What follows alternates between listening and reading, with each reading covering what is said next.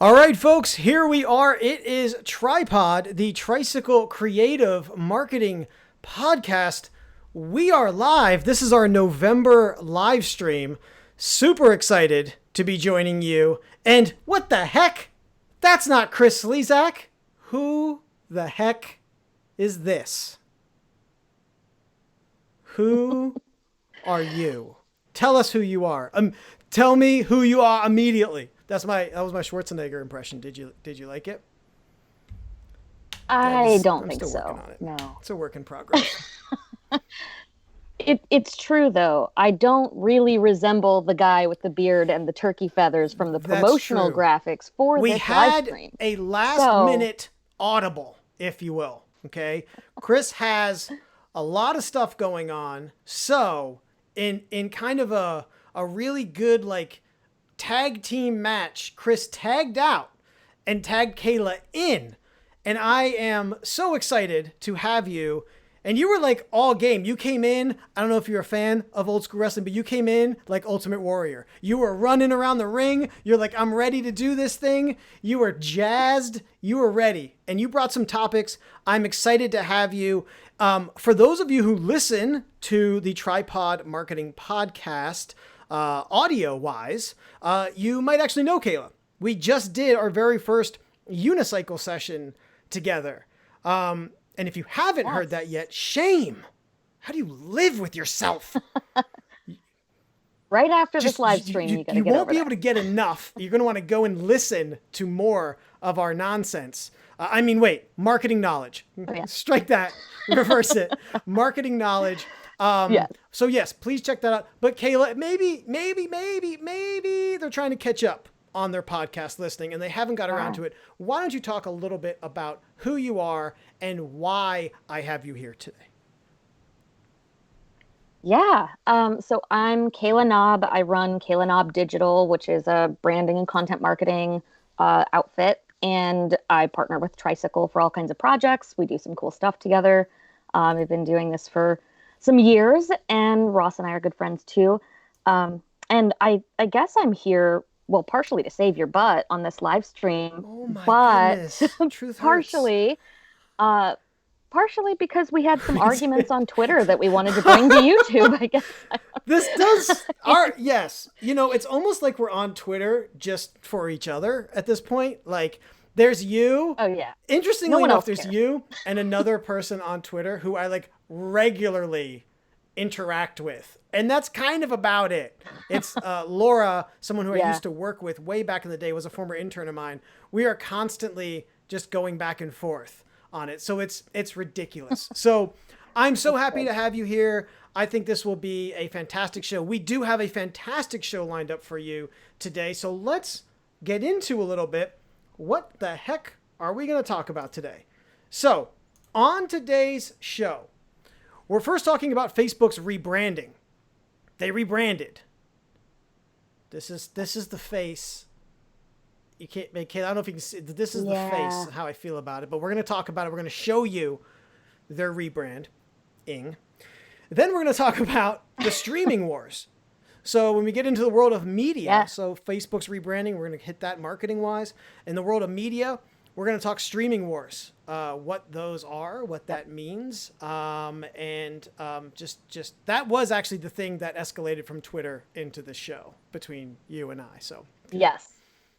And then lastly, we're going to talk about something that in the miscellaneous category, typically in the miscellaneous category, that's what Chris brings to the table. Old wild card Chris Slezak, as we call him.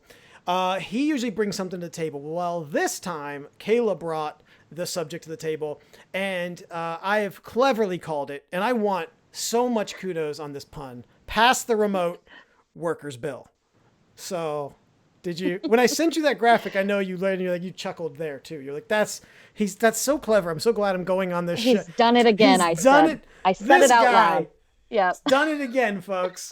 He's done it again. Yep. So I want to encourage you, if you are out there listening, these are not the only subjects. We are more than happy to take some time at the end if you have questions related to digital or content marketing or anything that we're talking about today.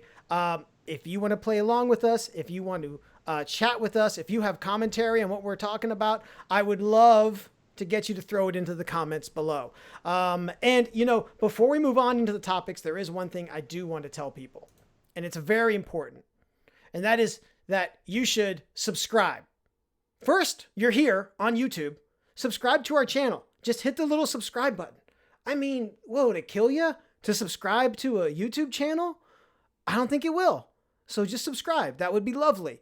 Also, while you're in the subscribing mood, subscribe to our podcast. It's literally almost everywhere that you listen to podcasts and even music. We're on Apple Podcasts. We're on Spotify. We're now just discovered today. We got approved. We're on Pandora. We're on Google Podcasts. There's no reason you shouldn't be subscribing to our podcast. Okay? We're literally forcing you. We're going to put it everywhere. And you're not going to be able to avoid it. So just submit today. That's the thing. That's the lesson of today. It's true. It's true. And then you can say, oh, I did that instead of it was done to me. So that's good. That's good. So, and then lastly, if you have comments, if you like what you hear today, would love to hear about it. Drop it in the comments. And with that, I forgot something. I always forget something. The bell. I always forget the bell. Oh, no. Yes. So we're going to move on to our first topic. And give me 1 second. I'm not ready. Not only do I host the show, I produce the show. So this is like, I have to be ready. Okay. So I'm going to ring the bell. We're going to move on to our first topic in the world of marketing, Facebook's rebranding. A lot of people think that's like an effect we do. No, we do it live. Whoa. Okay. Yeah, you actually took that off the I child's did. bite, That kid was a biter. And he bit. That kid.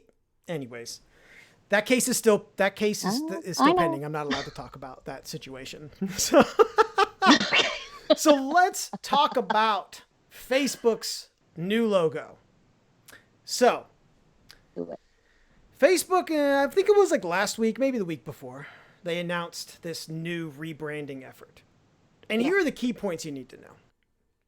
Facebook wants people to know, essentially, that it owns Instagram, WhatsApp, and Oculus Rift, while still maintaining its own distinct identity of Facebook as its own platform. Okay? Facebook had considered moving to a different name completely. So like Google did with Alphabet, right? So when Google kind of restructured, they called the company Alphabet, and Google is part of Alphabet. They had considered it. Yep. They said nay. For now. And as we talk about this, one thing that is to be discussed is this a preeminent attack by Facebook to try and shore up their assets against antitrust litigation? So I place all that stuff on the table, and Kayla, I would love to hear, before we reveal what this thing is, what it looks like, I would love to get your feedback, and let's talk a little bit about it. Yeah, we'll talk about the design and visuals when we put it up, but as far as why and kind of the motive here, it could be the antitrust litigation. Facebook is in a cover your ass space right now, and that's their own doing. But I also think that it could be Zuckerberg's way of, first of all, maintaining credit. I think they decided not to change. He is Facebook, and I don't think that even if Facebook, the app, were still to exist, he's comfortable removing that Zuckerberg-ness from the credit of Oculus and Instagram and any future things that they create. So I think that's one element. I think another element of it is just trying to distance themselves maybe from all of the mess that they've been under with the government and with privacy and all these other mess. And the fact that people are leaving in droves away from Facebook at this point, and trying to distract from that and say, but we're pretty and we're new and look at the things we're doing and we're different and we're changing, without actually changing anything. A lot of companies do this. I think it's a PR Yeah, thing. I think there's something to be said for the just, I mean, never ending. Just, they just keep stepping in it, essentially, as a Yeah, platform.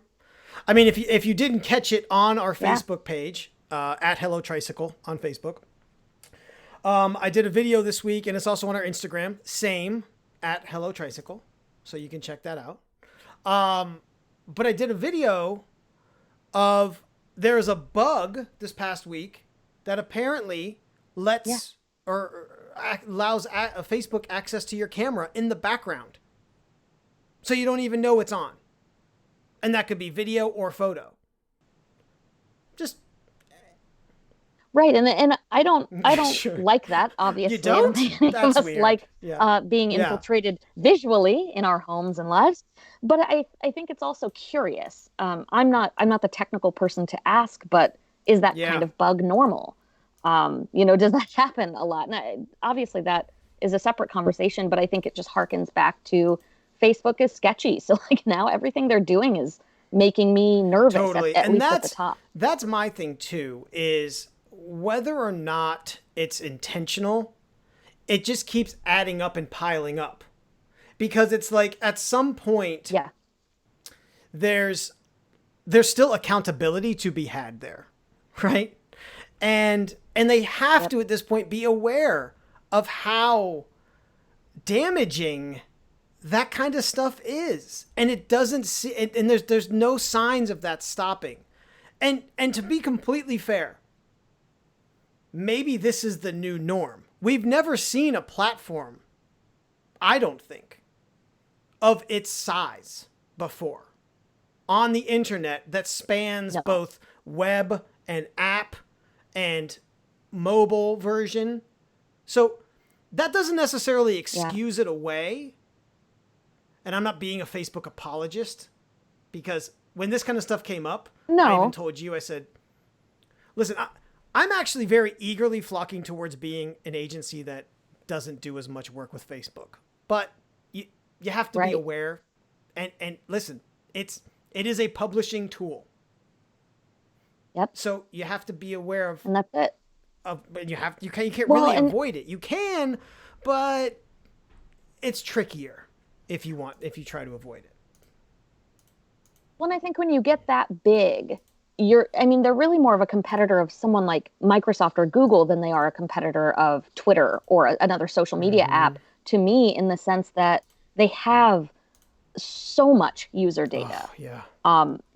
I've and I think that that's part of it. I think that part of it is the control and sort of the monopolization of, like you said, multiple types of places. This is not a social media platform really Mm-hmm. anymore. At the company level, especially, it's a company that has way too much power and way too much influence. And I think that the rebrand, if you were going to do this rebrand well, the visuals wouldn't have mattered at Mm-hmm. all, and it would have been about let's fix it, apologize, and I mean an apology would be Yeah. paltry, but It would be fix in it, Zuckerberg apologize, robot and stop speak. defending Zuckerberg yourself. robot speak. Right. Yeah. Right. And so to me, as with him at the helm, and especially because he wants to tie himself so much to the brand, you're dealing with Zuckerberg's personality and his defensiveness of what's happened so far, even when you're looking at this new logo. Like I can feel that oozing Yeah, out of for this sure. logo. So with that, let's take a look at this thing. We've really Let's teased it do it. like a radio Yeah. tease, but with video. Oh my god. Okay. If I may do a shout out, I have no shame in saying this, but my loyal father is listening to the show, and I just got to call out his comment. Zuck equals yuck. I mean, folks, if you ever wondered where I get it from, now you know. Okay, here we go. Ooh, also watching right now is one of our lead graphic designers, Adrian.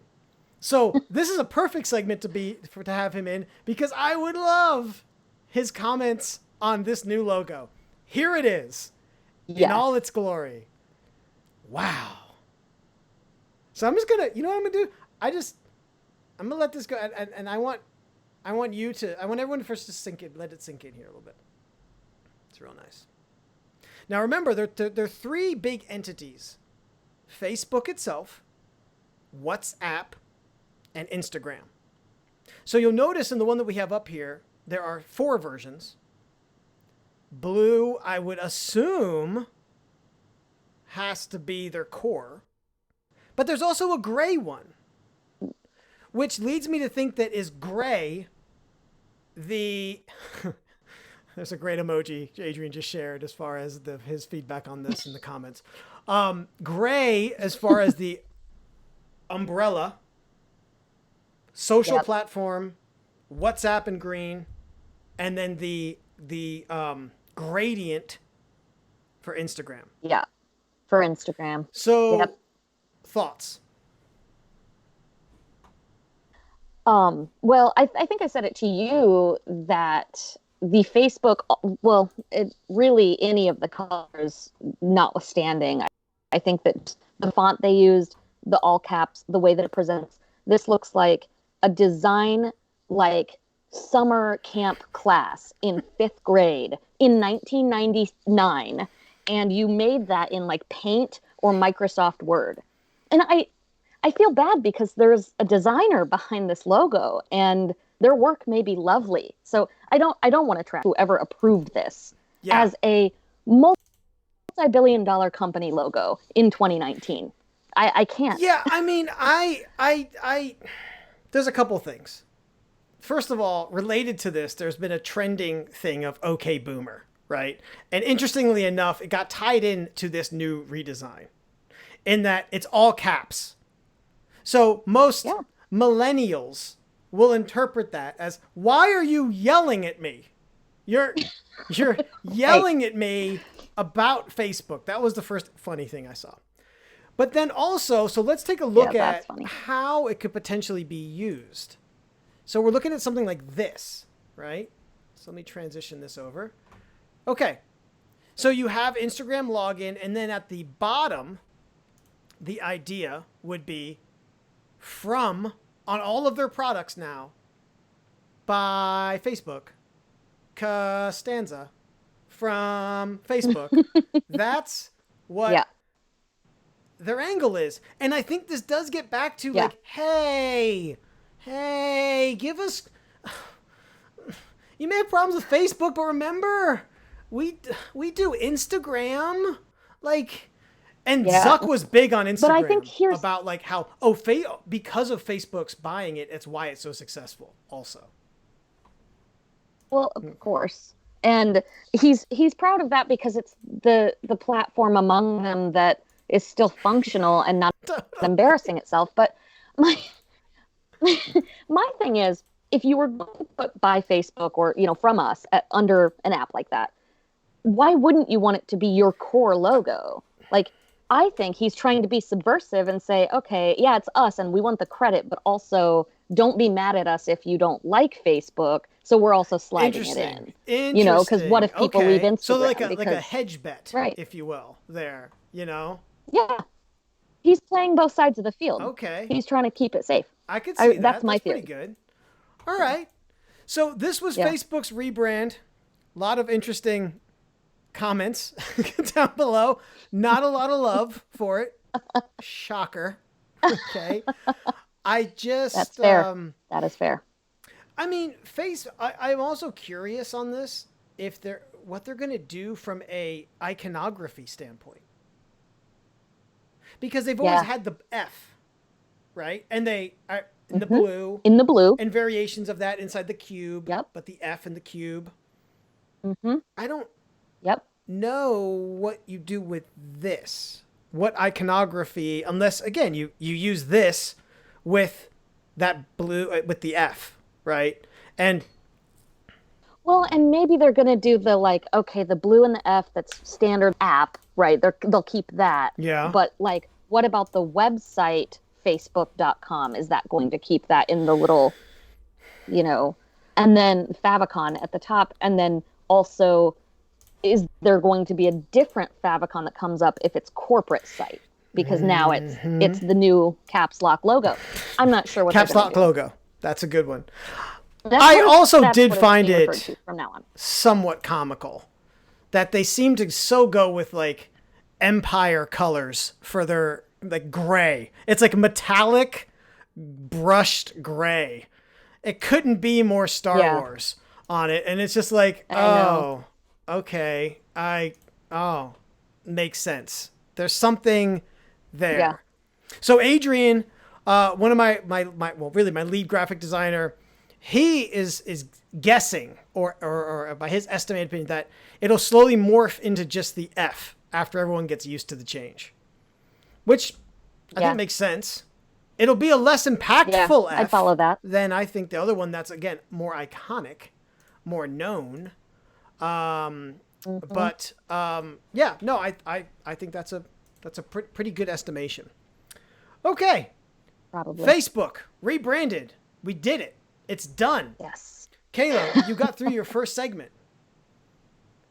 I wanted to also tell you we didn't really do any of the short relatable banter in the beginning that Chris and I usually do, but I'm okay with that, right? Because we got plenty of banter to come. Plenty of banter to come. So if you've tuned in, that's less for marketing and branding and marketing know-how and more for witty banter, well, you're in luck, folks. Just hold on to your hats because it's coming. All right. Yeah. So with that, I grabbed the bell, I hit the bell, and we move on to topic number 2.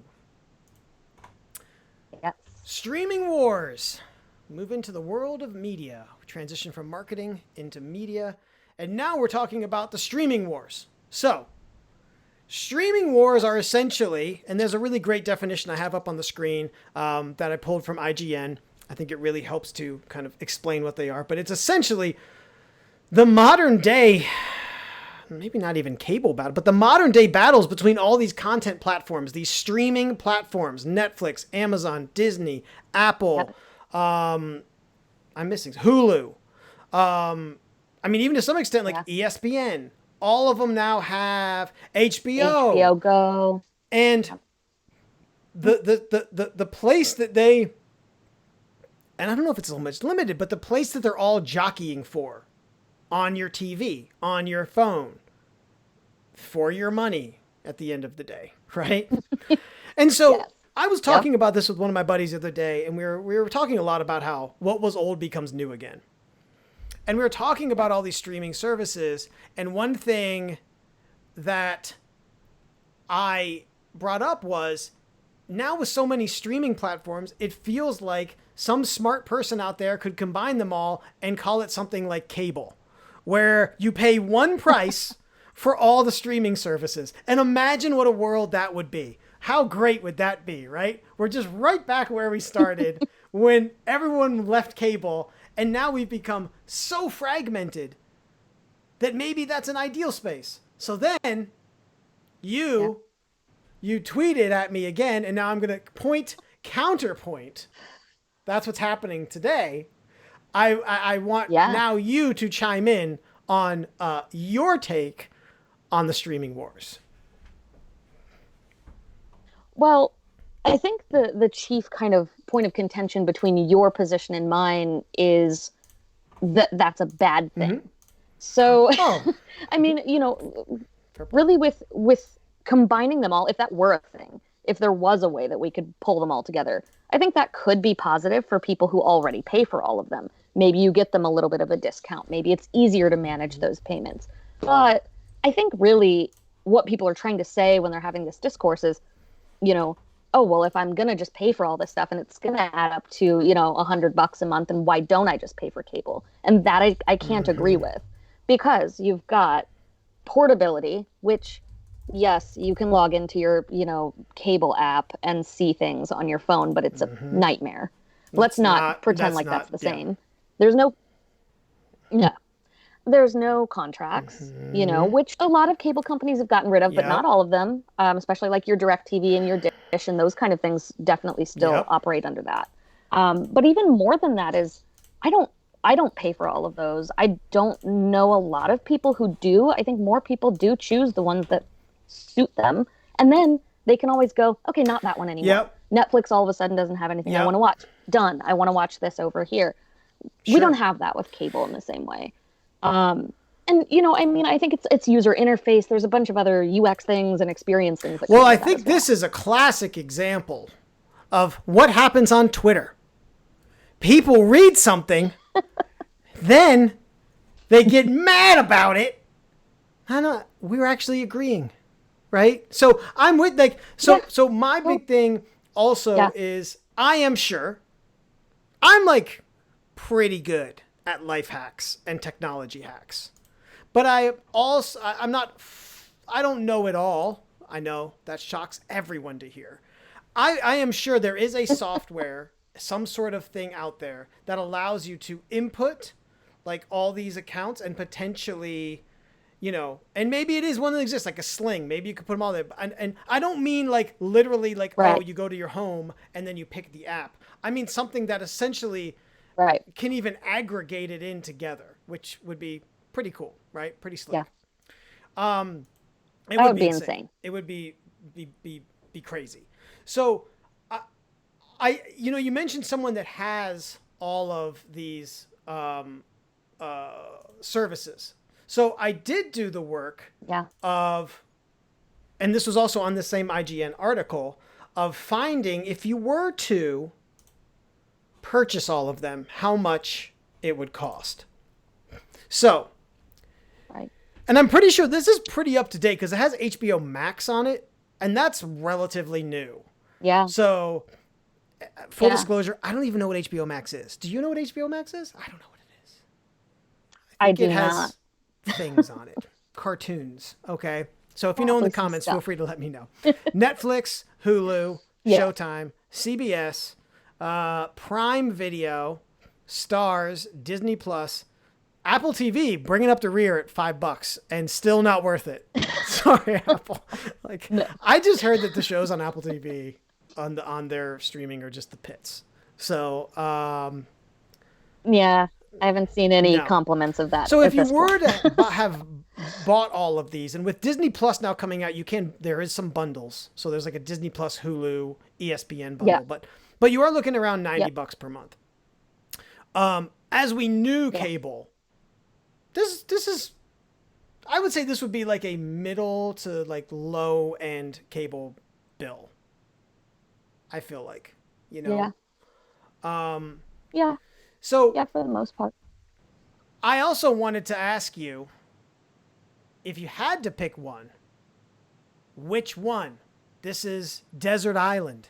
If you were stuck on a desert island with strong Wi-Fi signal and a mobile device, this is a very realistic situation, by the way. They have a Wi-Fi. Totally. I know. I wish it me was, too. kind of. They have a Wi-Fi tower. You have your phone and electricity also. Duh. Of course. Oh, of course. Yeah. And perhaps No. shelter for my TV. It's a waterproof phone. Whatever. You're fine. Don't worry about it. Okay. Okay. Got it. Cool. Which one of these would you go with? It's a good question. I have not tested out I have Disney heard Plus it's yet. buggy. There's a lot of positive reviews The of it. content is good, but I've heard it's buggy. Well, I've heard, and it's Yeah. it's very niche. I mean, even though there's a lot of content for every age and every interest, it is still Yeah. very niche in that it's very Disney, obviously. I think I would go with Netflix because it's decentralized from compared to a lot of the other platforms.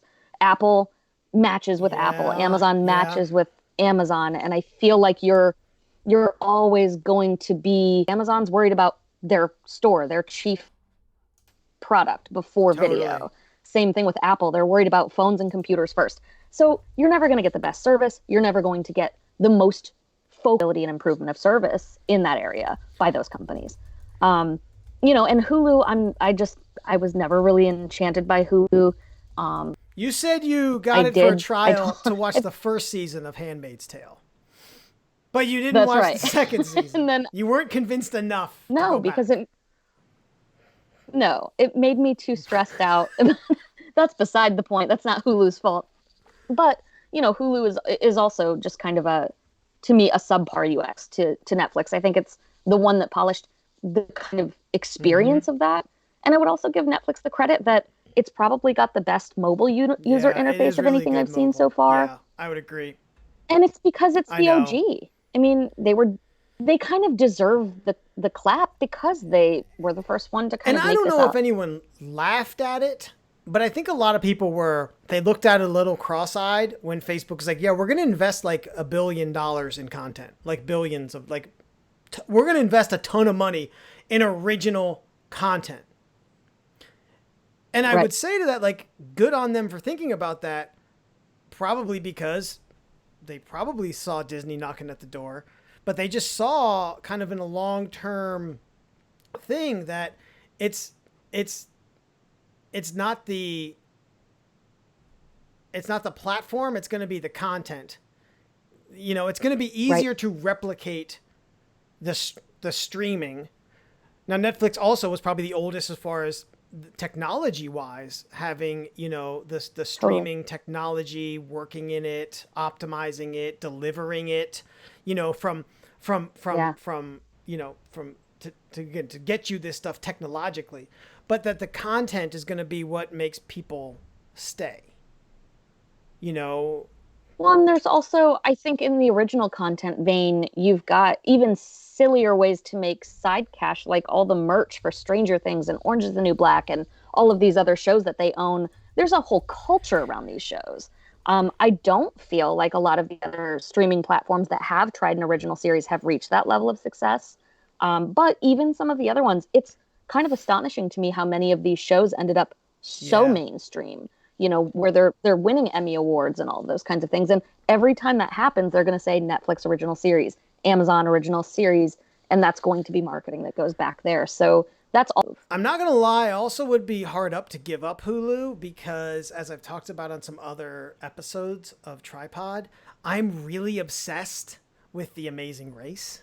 Literally starting from season one, and they have like 30 seasons of The Amazing Race, and it's like my comfort show. Like I come home and like, oh, like I know I'm home and in my pajamas when I'm watching The Amazing Race. It's just so good. And we were talking about it is hard for me to watch really stressful like suspense shows. So, Yeah. it's one that you can just jump in and just sit back and relax. And I go from that to Parks and Rec to just, and then The Office Yeah, is my nighttime show. It's like before I go to bed show, you know? of course. So Yep. that's like anyone curious on my evening routine. That was really the gist of it, which is very revealing probably for me. Uh-huh.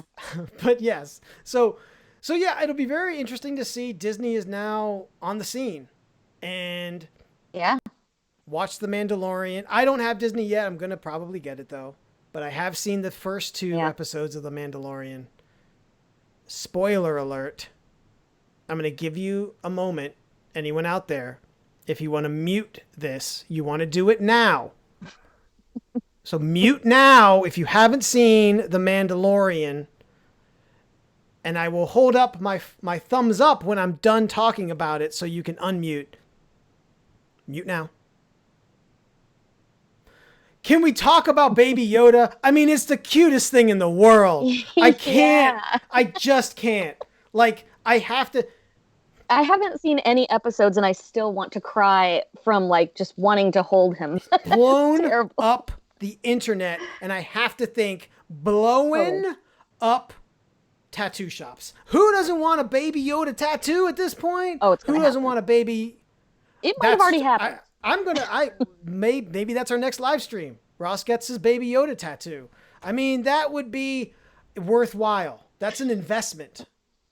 I'm not That's coming to all that right. one. Good to I will know. not All be right. there. I didn't say where I was getting it, to be fair. So it could just be on my calf, so whatever. I'm All right, still fine. not going to be there. But Baby Yoda's where it's at. Okay, so now I'm going to hold up my thumbs up so anyone.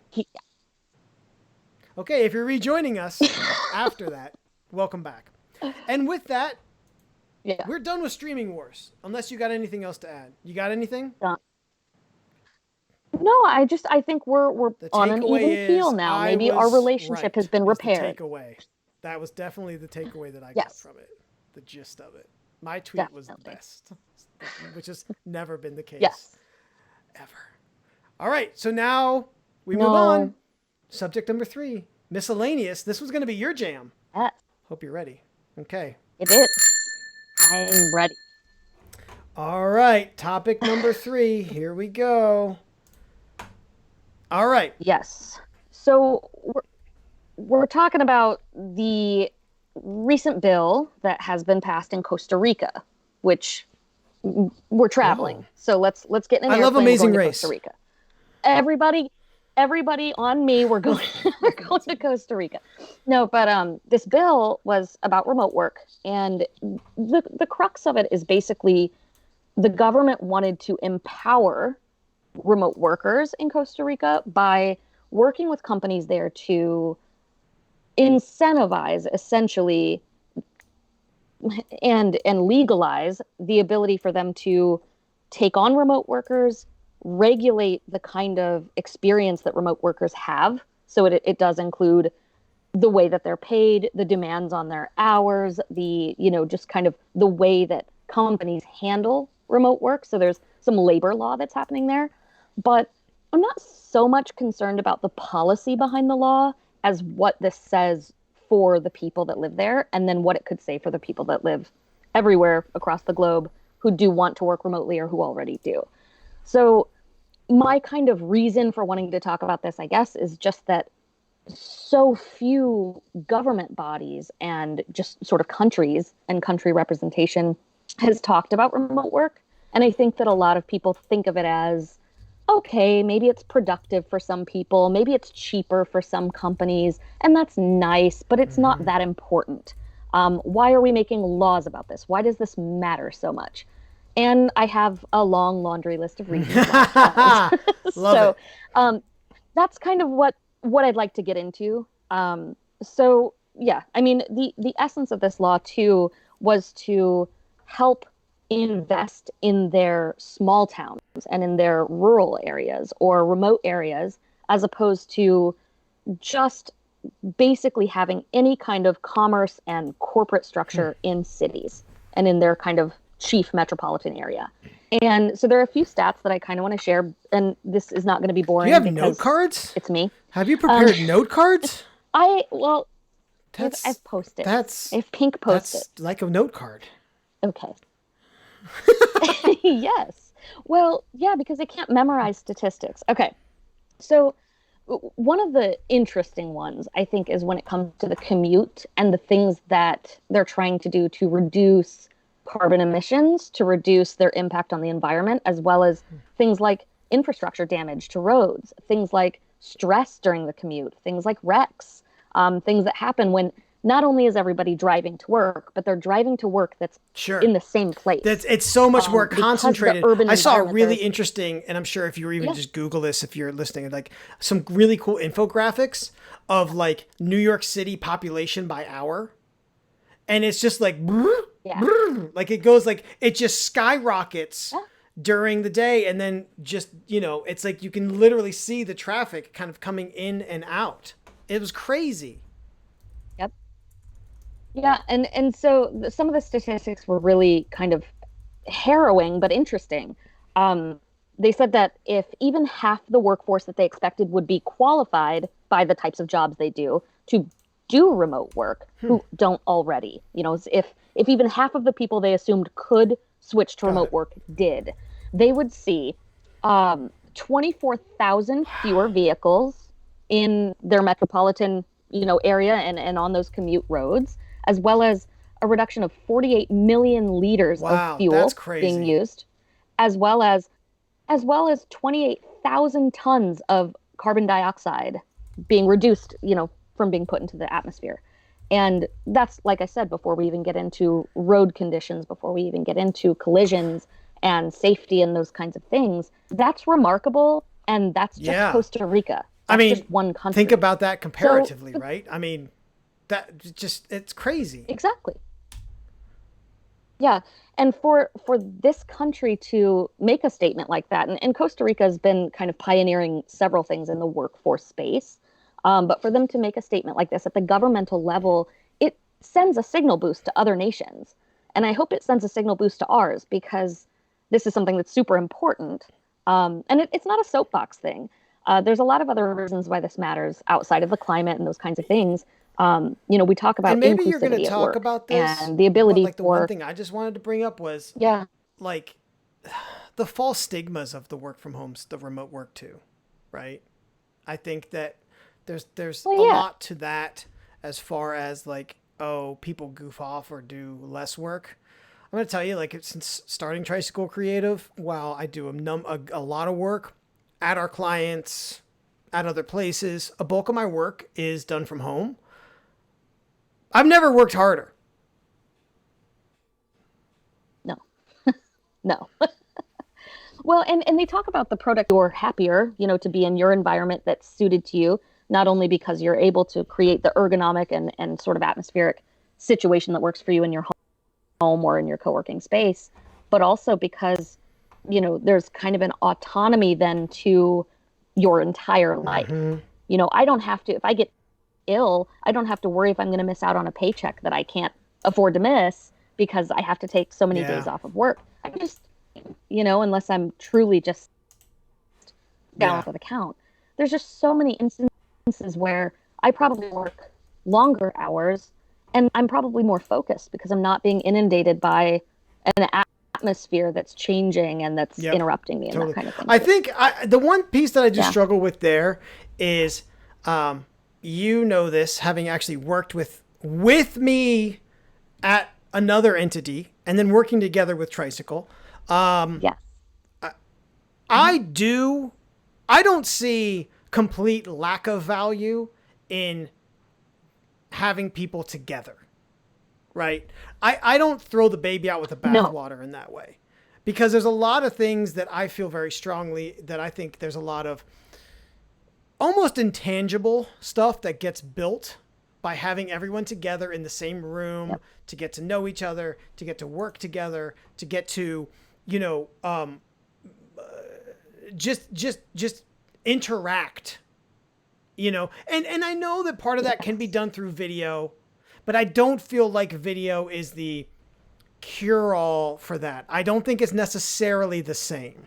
I think it helps, It's not. but it doesn't fix it all. So part of the, I think, a strategy of implementing a remote workforce policy is, I think, also taking into consideration that, and how do you strategically and impactfully find ways to bring people together, not only Yep. maybe in non-work scenarios but in work scenarios also, you know. Totally. Totally.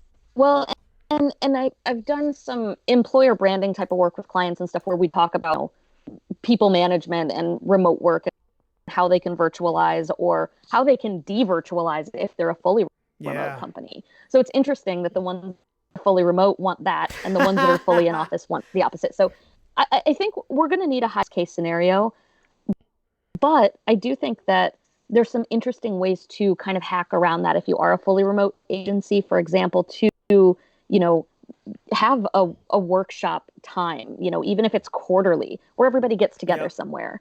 Even if you're all over the globe, if you're saving tens and hundreds of thousands of dollars in overhead for some fancy office that's not necessary, then you can afford to send your people somewhere way better for a condensed amount of time where they're ready to Yeah. be there together, where they're excited to come together and focus, as opposed to being absolutely sick of Yeah. seeing each other. And I think that's a I think better it's about plan. being purposeful with any of that stuff, right? And it's funny that you say like the ones, Totally. it's not only grass is always greener, but like my first career and world really was revolved around radio. And I always found that everyone in radio, maybe case in point to the fact that we're doing a live stream right now, everyone in radio wanted to be in video. And everyone in video Yeah. wanted to do radio. Everyone wants what they can't have, Yeah. right? And so it's funny Hmm. that you say that related even to the how workforce is managed and dealt with, from this Yeah. remote workers law. So has this law gone into place? Do you know if it's, or is it like approved to go into place like in the new year?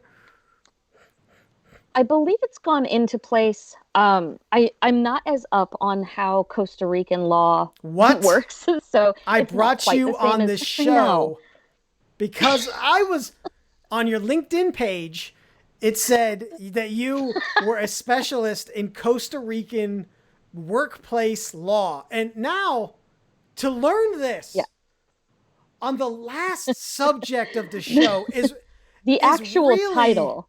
a slap in the face. This is I know. The actual title is Costa Rican Labor Law whoa. Ninja Well, Guru. but that you are. That And is that's yes, different. That's more of a oh, totally. subsection Yeah, that's different. of More of like an ideas ah guy of a labor an law in ideas Costa an Rica, if you ideas guy will. when it comes to labor law. Wow. Costa Oh, Rican sorry. labor law only, though, of course. Costa Rican labor law. No, but it's interesting. I am less concerned about what happens until kind of this gets off the ground. I'm interested in how the companies will Yeah. respond. So, you Yeah. know, yeah, I mean, it's an interesting thing because I think that when you do something like this, you're also going to have some pushback. You're going to have companies that are like, well, we don't want to do that, Mm-hmm. for whatever reasons. And when you have people pushing back and going, well, I want to live in this other area, either because I have to or because that's where I Yeah. want my kids to go to school or for all these different reasons. But I'm still a talented person and I still want to work in with your company.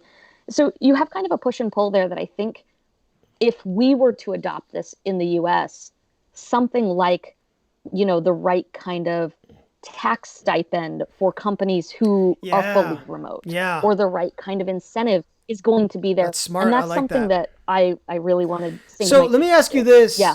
Yeah. Well, let me Because ask we're you going to this need, also kind of in I think also it solves a lot of workforce problems, a lot of the maturing and evolving of industries and I mean, how long have we talked? How many presidential elections do we have to go through talking about coal? Like, can we enough? I know I don't talk a lot of politics, but it's yeah. like, can we enough already? I get it. I know that Right. people do that, but for the love of God, like there's skill sets to be evolved Well, and I there, think and that's just, and so it's just like some of these yes. industries are going to go away. Even looking at Yeah. retail, those things are going away, Yep. and there's other things that can fill Yep. it, that can be accomplished through remote work, and yes, through skill development, but you can get it through remote work. Totally.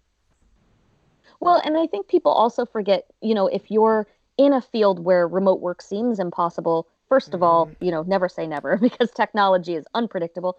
But more importantly, if you're, just serving people in a physical capacity, you have a brick and mortar place, you work in food service or something that's just not remote possible, it will Yeah. still, we decentralize the economy from our urban environment. We're going to put commerce back into our small and mid-sized businesses. We're going to put investment back in those spaces. And that's part of the reason that this law was brought in Costa Rica, was to empower those smaller towns and to empower those rural areas. So that's still going to mean more bodies in your restaurant or more bodies in your store or at your, insert here, even the factories, the manufacturing places, it doesn't matter. And even more, entrepreneurship will begin to Yeah. rise in those areas because if I can be remote, then I'm going to see the possibility of what I could do Yeah. myself.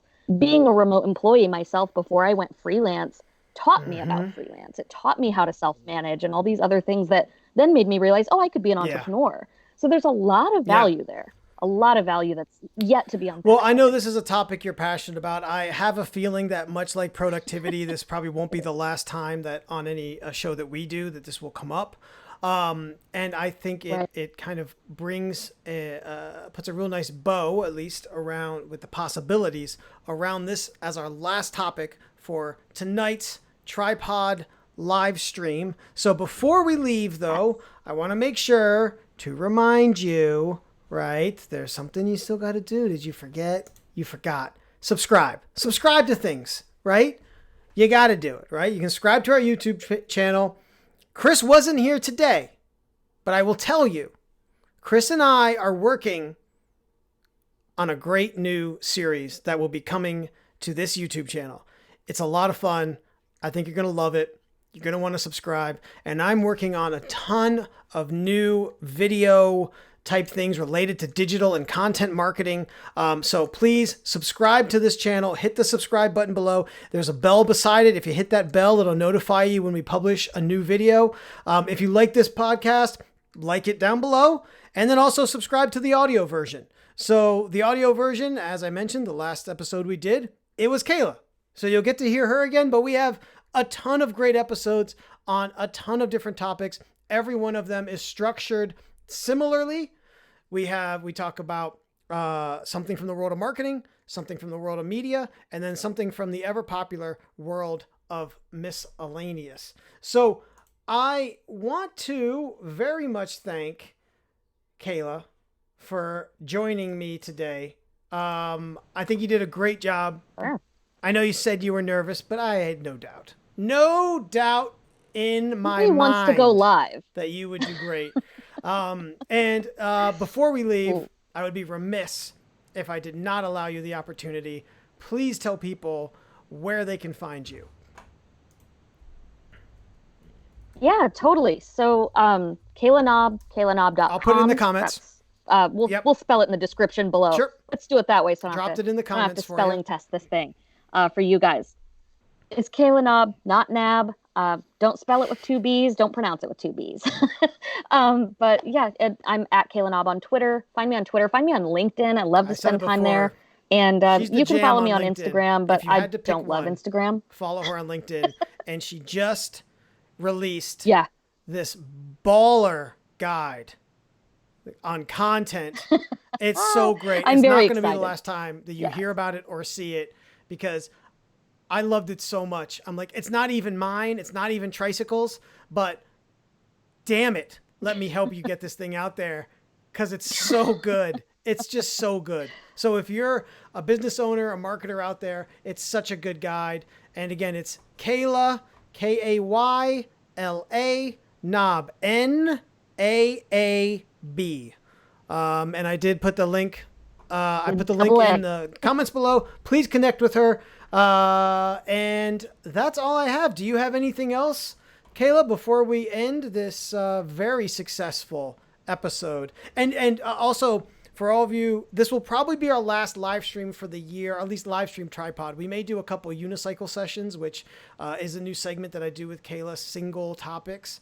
But I don't think we're going to do with the holidays coming up on us. We may not do a December live stream, but more stuff to come, more videos to come. And I thank you.